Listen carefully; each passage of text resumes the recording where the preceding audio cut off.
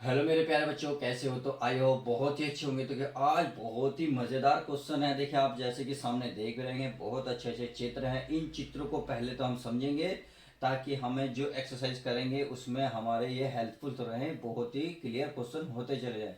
अगर क्वेश्चन को आपको सही तरीके से करने होंगे तो इन चित्रों को बारीकी तरीके से समझने होंगे। तो चलिए, इस वीडियो में क्या क्या है, क्वेश्चन क्या क्या दिए हैं, पहले वो करेंगे।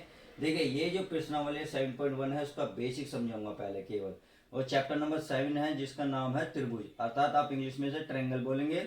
और जो क्लास है 9th के लिए है। अब इसमें जो है आपको त्रिभुज पढ़ेंगे पहले, क्योंकि चैप्टर के नाम है त्रिभुज, तो पहले उसे समझेंगे। फिर त्रिभुज में क्या क्या आते हैं, कौन कौन से पार्ट्स आते हैं, उनको कवर करेंगे। तो पहले सबसे पहले हम त्रिभुज ही समझेंगे। तो देखिए, त्रिभुज पढ़ लेते हैं। बोला क्या? देखिए, ट्रायंगल क्या होता है? ये तीन प्रतिच्छेदी रेखाओं द्वारा बनाई गई एक बंद आकृति एक त्रिभुज कहलाती है। क्या बोला? तीन प्रतिच्छेदी रेखाओं द्वारा बनाई गई एक बंद आकृति। देखिए, तीन ये रेखाएं हैं, ए बी सी। ये जब एक दूसरे को जहां ये टच करेंगी, ये देख रहे हो ना आप, ये एक दूसरे को क्या करेंगे? टच करेंगी। तो ये एक दूसरे को जब काटेंगी तो ये तीनों रेखाएं मिलकर जो एक आकृति, बंद आकृति तैयार करेंगी, उसे ही हम बोलेंगे त्रिभुज। अब त्रिभुज में देखिए बहुत सारी चीजें होती हैं, वो क्या क्या हैं वो चेक करेंगे। सबसे पहले तो हम ये देख रहे हैं, इसमें तीन रेखाएं दिख रही हैं आपको, अर्थात ये दिख रही है एक रेखा, एक ही रेखा, एक ही रेखा। पहली बात। दूसरी बात, इसमें आपको ये दिख रही होगी, इसमें तीन शीर्ष नजर आ रहे होंगे भाई, जहां एक दूसरे को रेखाएं काटती हैं वहां एक शीर्ष होता है। भाई आप ये काटा क्योंकि दो रेखाएं ऊपर जा रही हैं, ये काट रही, तो बिंदु हो गया ए शीर्ष कह सकते हैं इसे। ऐसी बिंदु बी को बी शीर्ष कहेंगे क्योंकि दोनों रेखाएं एक दूसरे को कहीं टच कर रही है। ऐसी इसी प्रकार सी है। अब जहां एक दूसरे को रेखाएं टच करती हैं वहां हमारे एंगल भी प्राप्त होते हैं, अर्थात ये वाले। देखिए, जहां ये काट रहे एक दूसरे को, ये रहे, एक दूसरे को ये रहे और एक दूसरे को ये रहे। तो हमने देखा है इसमें तीन चीज हमें मिली। तीन तो शीर्ष मिले, तीन कोण मिले और तीन ही भुजाएं मिली। तो सबसे पहले हम देखिए, तीन भुजाएं, तीन कोण, तीन शीर्ष पढ़ लेते हैं। अब ये स्टेप बाय स्टेप देखेंगे, तीन शीर्ष कौन से हैं, तीन कोण और तीन भुजाएं कौन कौन से हैं। देखिए, ये लिख रहा है तीन भुजाएं। अब भुजाएं इसमें ढूंढिए कौन कौन से। देखिए, एक तो भुजा ये होगी, कौन सी? ए और बी। तो ये लिखेंगे ए और बी, पहली भुजा। अब बी से चलेंगे हम सी पे, तो बी सी, ये क्या है? एक भुजा है, ये हमारी बी और सी। क्लियर? अब चलते हम सी से कहां तक? ए, सी ए, या ए सी लिख सकते हो या सी ए, जैसा चाहो ऐसे लिख लो, कोई दिक्कत नहीं है।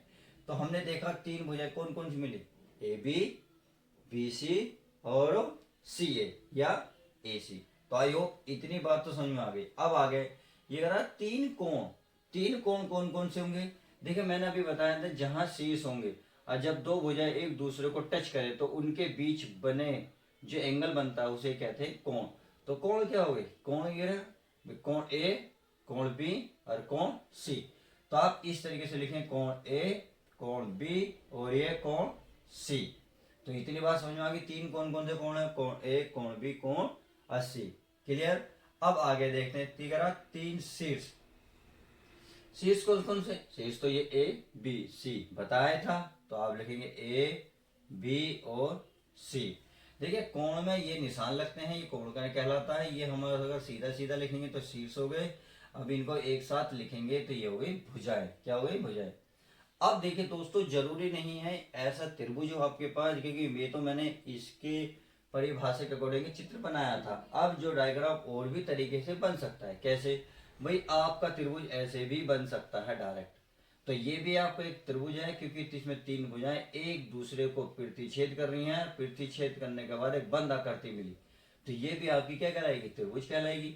अब आपकी एक त्रिभुज ऐसे भी हो सकता है, मतलब कैसे भी हो सकता है, क्या होनी चाहिए? बंद आकृति होनी चाहिए। तो आपने देखा ये भी एक त्रिभुज है भाई, इनके भी हम नाम रख सकते हैं। तो इसमें भी क्या है? तीन शीर्ष हैं, तीन भुजाएं हैं और तीन ही कोण हैं।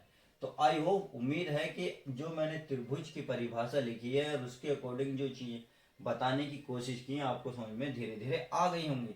यदि नहीं आई है तो वीडियो को एक बार दोबारा देख लें। अब आगे देखते हैं, ये कहा सर्वांग सम आकृति क्या होती है, जिसे कॉन्ग्रुएंट फिगर कहते हैं। अब ये होती क्या है, देखिए पहले इन्हें परिभाषा ध्यान से पढ़े जब समझ में आएगा।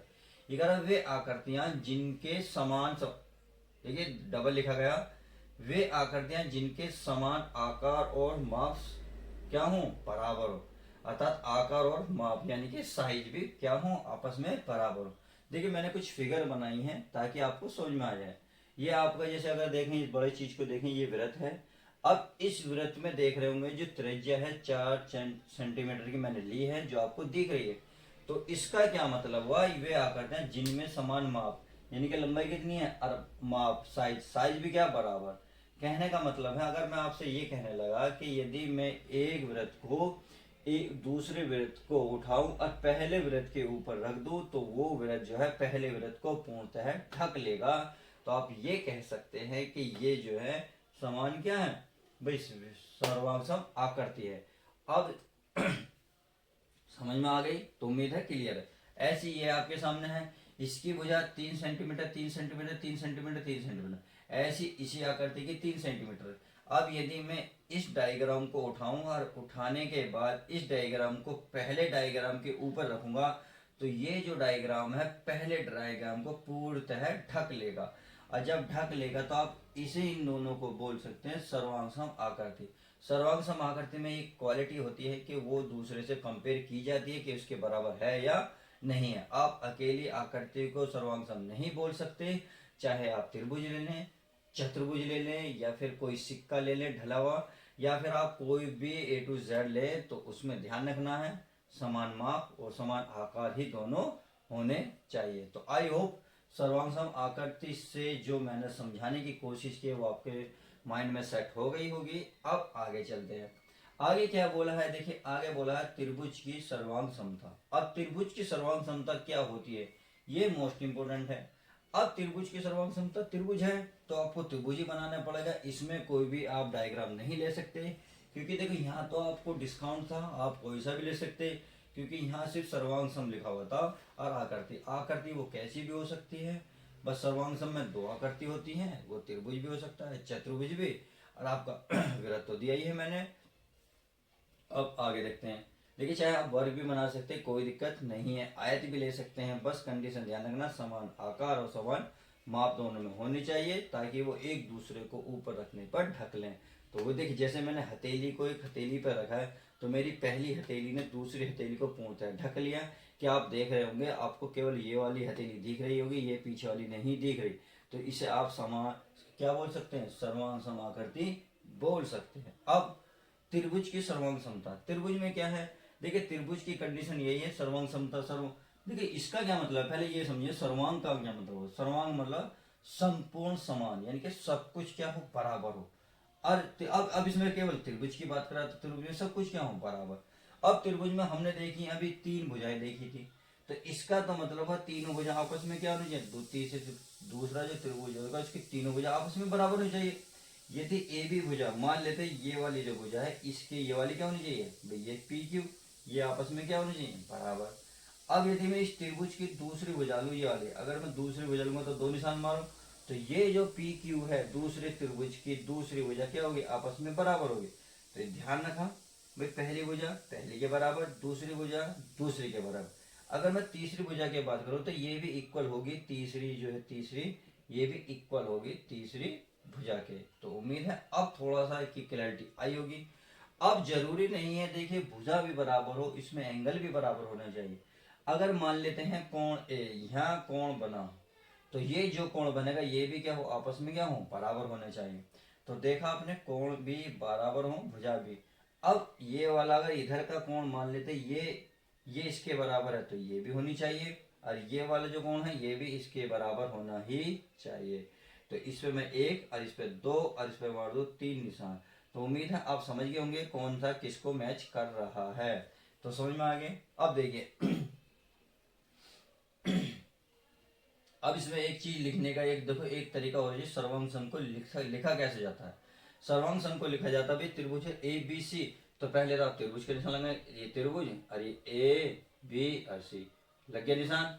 अब सर्वांग सम का मतलब होता है, देखिए इस तरीके से 2 लाइन सीधे सीधे खींचेंगे, एक हल्का सा ये खींचेंगे, तो ये जो है सर्वांग सम कहलाता है। कौन सा, पी क्यू आर, कितना, पी क्यू आर।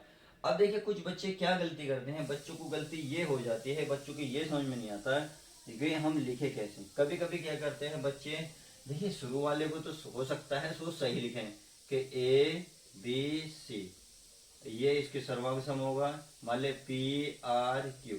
आप ऐसे नहीं लिख सकते, ये बिल्कुल रॉन्ग है। अब ये सही क्यों है मैं आपको बताता हूँ। भाई यदि आपने ये वाली भुजा स्टार्टिंग में ली है ए और बी, तो आपको इसके समांतर ही लेनी है। समांतर मतलब जिस तरीके ये सीधी ये इतनी भुजा है, तो आप देखें ये वाली भुजा ये ऐसे मिलेगी, मिल गई ना भाई। जितनी अगर ये तिरछी है तो इतनी भुजा ये तिरछी मिलेगी, तो आप ये कह सकते हैं, लिखने का तरीका ये है। तो ये इसके बराबर होगी। अब यदि आप इसकी भुजा की बात कर रहे हैं तो ये तो बिल्कुल सेम समांतर ये होगी। अगर आप इसकी बात करेंगे तो समांतर कौन सी मिलेगी, ये। तो इसका मतलब अब कैसे लिखेंगे, आप ए से गए बी, बी से गए सी, तो आपको इसमें भी ऐसे ही चलना पड़े। ए से कहाँ गए बी, तो ये क्रम था, तो इसमें भी पी से क्यू और क्यू से आर, इसलिए ये सही है ए बी सी। क्योंकि हम ए बी सी पे गए, फिर तो इस पे कैसे जाएंगे, पी क्यू आर, तब आपका ये बिल्कुल इक्वल है, ये बिल्कुल सही है। इसमें क्यों गलत है, देखिए हमने क्या लिखा ए बी सी, क्योंकि हम चले तो ऐसे, अब इसमें कहाँ चले पी आर क्यू, भाई पी आर क्यू, इसलिए गलत है। ये ऐसे भी लिख सकते हो आप, भाई आर पी क्यू, ये क्यू पी आर, तो ये दोनों क्या हो जाएंगे आपके, सारे गलत हो जाएंगे। लिखने का तरीका तो ये बेस्ट है, क्योंकि ऐसे ही लिखा जाता है। तो समझ में आ गए। अब इसमें मैंने क्या करा, ये जो भुजा है, भी भुजा कौन सी थी, ए बी, ये जो भुजा है ए बी, ये किसके बराबर होनी चाहिए, ये वाली जो भुजा किसके बराबर होनी चाहिए, किसके बराबर, पी क्यू। तो ये बात समझ में आ गई। अब कौन सी है, बी सी, ये कौन सी है, बी सी, किसके बराबर होगी, बी सी मिलेगी आपके ये वाले बराबर, यानी ये भी इक्वल होंगे क्यू आर के।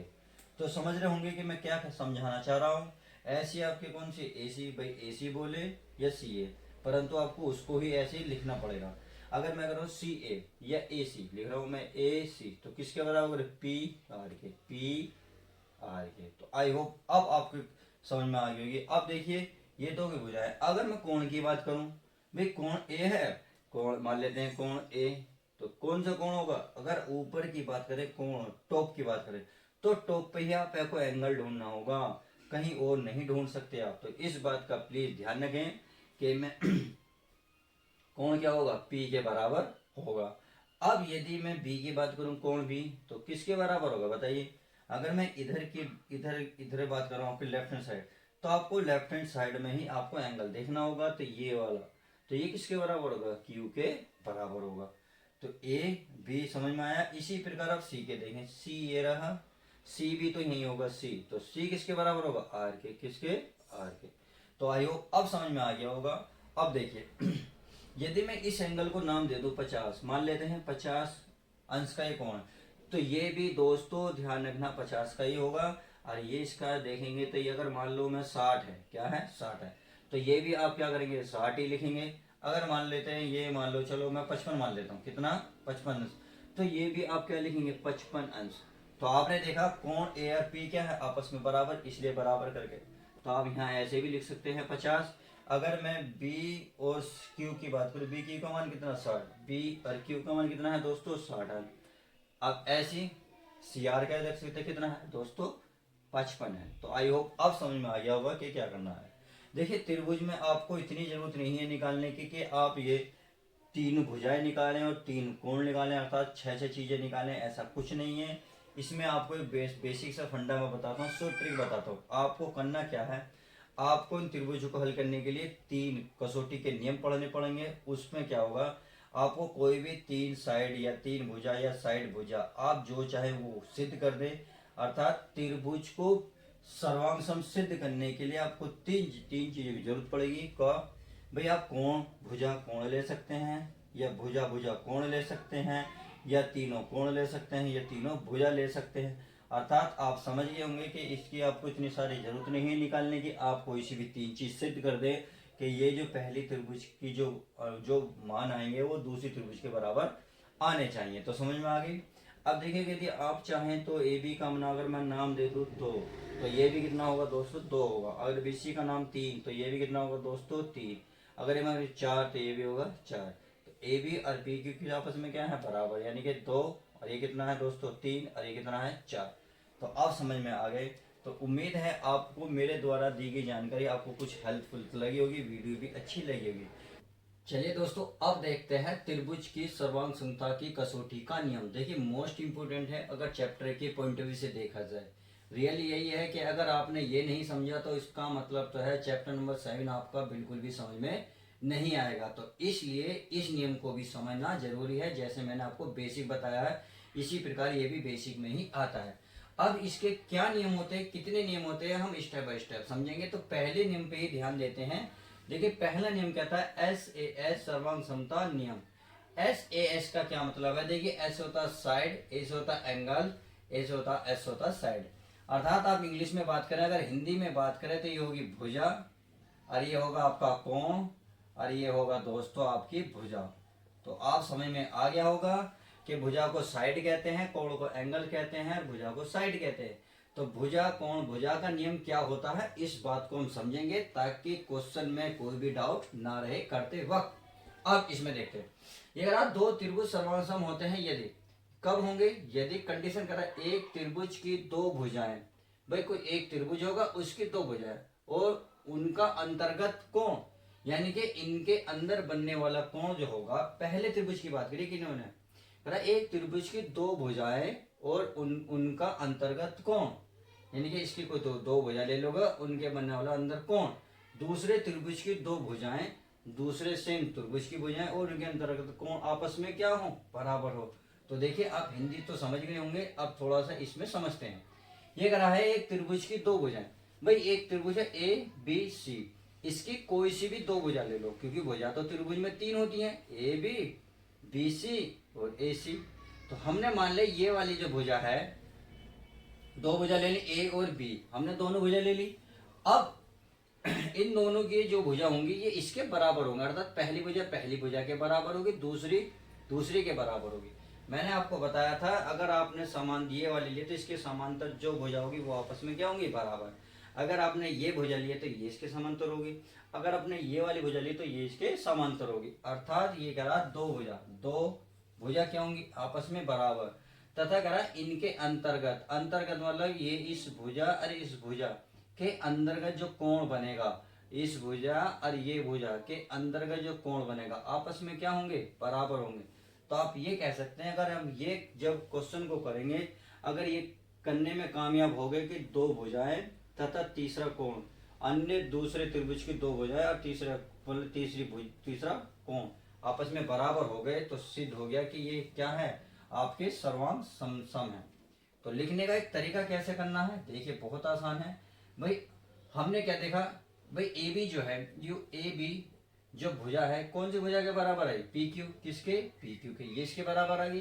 और BC किसके बराबर होगी, B और C किसके पे, BC, ये हो गई QR तथा हमने देखा एंगल कौन सा, कोण B, और इसका कोण क्या है, कोण Q।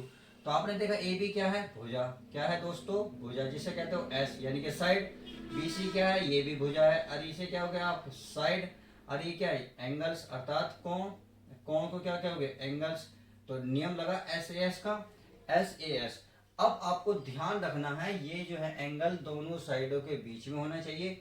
लिख आप ऊपर भी सकते हो, नीचे भी रख सकते हो, बस ध्यान रखना है जो दोनों साइड है उन दोनों के बीच बने कोण अगर आपस में बराबर हो गए तो आप कह सकते हैं त्रिभुज जो है सर्वांग समरूप है, अर्थात सर्वांग सम है। तो इसका ABC इसे लिखेंगे। और निशान कैसा मैंने आपको बताया था इस तरीके का, ये किसके को समरूप है, यह है PQR के, अर्थात PQR के। बस यही आपको इसमें लिखना है कि आप सिद्ध कर सकेंगे अगर ये बात आप करने शामिल हो गए। अब आगे देखते हैं इसमें क्या बोला है, रूल नंबर 2 में ये करा एंगल, यानी कि एंगल ए से एंगल, एस से साइड, ए से एंगल, यानी कि AS।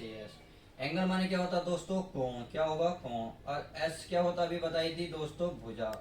और ए क्या है आपका, कोण। तो हमें ध्यान रखना है दो कोणों के बीच में यदि भुजा बराबर हो गई तो वो SAS सर्वांग समता नियम फॉलो करेगा। फिर हम कह सकते हैं ये क्या है, सर्वांग समता की कसौटी के नियम पर आधारित है, अर्थात त्रिभुज दिए हुए त्रिभुज समरूप है। अब इसमें क्या है, बिल्कुल वही लिख रहा है जो ये लिख रहा है। दो त्रिभुज सर्वांग होते हैं यदि एक त्रिभुज की दो कोण, भाई दो कोण है, कोण कोण, और उनके अंतर्गत भुजा यानी कि दो कोण और उनके बीच में बनने वाली भुजा, अंतर्गत भुजा दूसरे त्रिभुज के दो कोणों और उनके अंतर्गत भुजा के बराबर हो। अगर आप ये कहें कि अगर मान लेते हैं ये आपका एंगल है, मान लो ये वाला एंगल है, मान लेते हैं, देखिए एंगल आप कहीं भी बना सकते हैं, आप एंगल ये भी और ये भी, छूट है आपको, बस ध्यान तो नियम पे रखना है। यदि ये वाला एंगल और ये वाला एंगल आपस में क्या हुए, बराबर हुए, मान लें एंगल नंबर ये आपका एक है, ये भी एक हुआ, आपस में बराबर, परंतु हमें तो दो कोण बराबर रखने हैं। अब तीसरा कोण मान लेता हूं मैं आपका ये वाला, ये है ये वाला, तो तीसरा कोण भी ये होगा, आपस में क्या होंगे, बराबर। तो ये दोनों अगर आपस में सिद्ध हो गए बराबर हैं, तो तीसरा नियम आप फिर ये देखेंगे कि इसकी क्या भुजा बराबर है। अब यहाँ एक बात कहिए, अंतर्गत, क्या अंतर्गत, अंतर्गत का मतलब है जहां ये दोनों भुजाएं एक कोण जो है एक दूसरे को टच करें, जिस भुजा को, उस भुजा की बात कर रहा है। तो ये दोनों भुजा आपस में बराबर, एक भुजा बराबर होनी चाहिए तथा दोनों कोण आपस में क्या हों, बराबर। अब एक बात का बड़ा ध्यान रखेंगे, देखिए ये भुजा, अब टच तो आपको ये सोचेंगे सर ये भी टच कर रहा है, ये भी इसको टच कर रहा है, बट एक बात देखें, ये एंगल जो कॉमन भुजा है, भाई ये इस भुजा को टच कर रहा है, ये इस भुजा को, तो ये दोनों कॉमन है, सेम ये कॉमन है। तो आप ये नहीं कह सकते ये वाली भुजा ये वाली भुजा, नहीं, ये भुजा बिल्कुल नहीं है।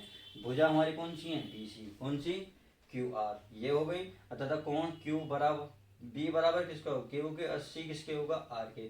तो लिखेंगे कैसे, देखिए पेपर में करने का एक तरीका यही होता है कि पहले आपने क्या क्या करा वो लिखें। तो हमने कोण देखा, कोण बी, किसके कोण बी किसके बराबर है, कोण क्यू के, कोण ये क्या है, एंगल हो गया। चलिए आगे चाहे आप साइड देखें, यानी कि ये क्या है, बी सी, भाई बी सी किसके बराबर, ये वाली जो भुजा है साइड, साइड है कौन सी है, क्यू आर के बराबर, अर्थात क्यू आर के ये क्या है, ऐसे साइड।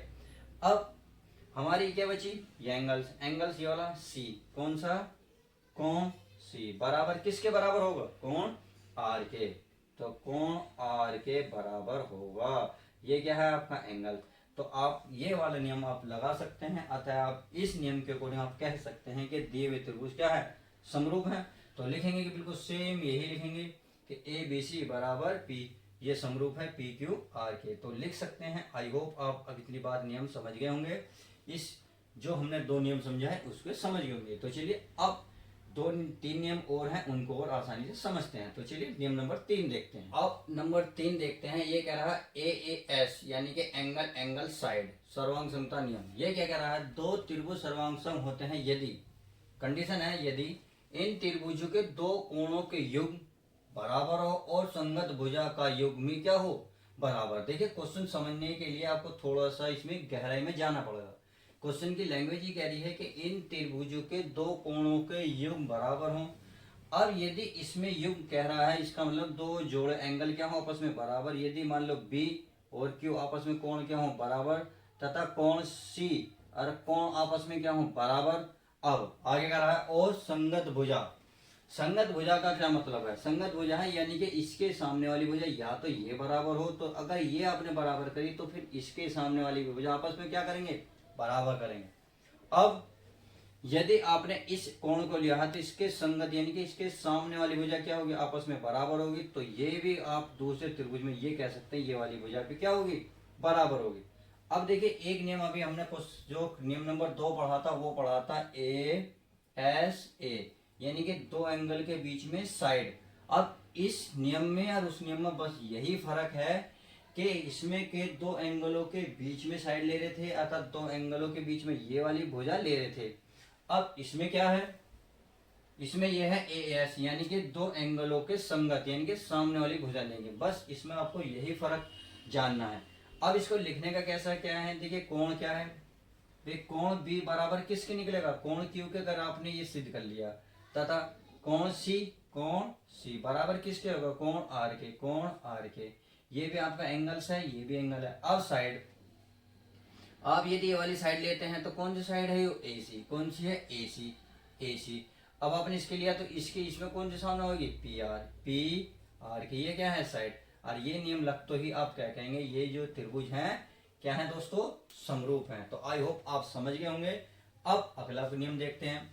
नियम नंबर 4 है आर RHS सर्वांग समता नियम। अब देखिए RHS क्या है, ये है राइट हाइपोटेनियस साइड, यानी कि आपको देखो राइट 90 का पहले लैंग्वेज पढ़ेंगे ताकि आपको समझ में आ जाए। ये कह रहा है यदि दो समकोण त्रिभुज में एक त्रिभुज का कर्ण यानी कि राइट एंगल और एक भुजा यानी कि कोई सी भी एक भुजा, कौन सी, हाइपोटेनियस, ये कह रहा है हाइपोटेनियस, एक भुजा क्रमशः दूसरे त्रिभुज के कर्ण और एक भुजा के बराबर हो तो दोनों त्रिभुज क्या होंगे, सर्वासम होंगे। तो लैंग्वेज समझ गए होंगे, अर्थात इसमें अगर 90 है तो इसमें भी क्या होगी, 90 डिग्री होगा। अब हाइपोटेनियस आपकी होनी चाहिए, अर्थात इसके सामने वाली जो भुजा वो जो हाइपोटेनियस होती है, अर्थात इसे क्या कहते हैं, कर्ण कहते हैं, और इंग्लिश में कहते हैं हाइपोटेनियस। तो ये है हाइपोटेनियस। तो ये हो गया आपकी कर्ण। तो इसमें क्या होगा, देखिए ये कह रहा त्रिभुज का कर्ण क्या हो आपस में बराबर, और एक भुजा, एक कोई सी भुजा आप ये वाली लें या ये वाली लें, कौन सी भाई, ये तो कह रहा right angle hypotenuse and side, तीनों चीज क्या होंगी, बराबर। भाई ये दोनों तो आपस में बराबर के बाद आप आपकी चॉइस है, चाहे आप इसे भी इस वाली भुजा को बराबर करें तो इसे करेंगे, यदि आप नीचे वाली भुजा को लेंगे तो आपको नीचे वाली भुजा लेनी पड़ेगी, तो इससे आपके जो त्रिभुज हैं सर्वांग समसिद्ध हो जाएंगे। तो आई होप आज की वीडियो में मैं इतना ही रखूंगा, क्योंकि मैंने आपको सारे नियम, सारे बेसिक क्लियर कराए हैं। तो इसके इस वीडियो में इतना ही, उम्मीद है कि ये वीडियो पसंद आई होगी और आपके लिए हेल्पफुल भी होगी। तो वीडियो पसंद आई तो प्लीज बच्चों प्यार और एक मुस्कान के साथ एक लाइक कर देना, और हाँ चैनल को सब्सक्राइब कर देना यदि आप चैनल पे नए हैं। और चलिए तो मिलते हैं किसी और मजेदार वीडियो के साथ। लव यू दोस्तों, बाय, टेक केयर।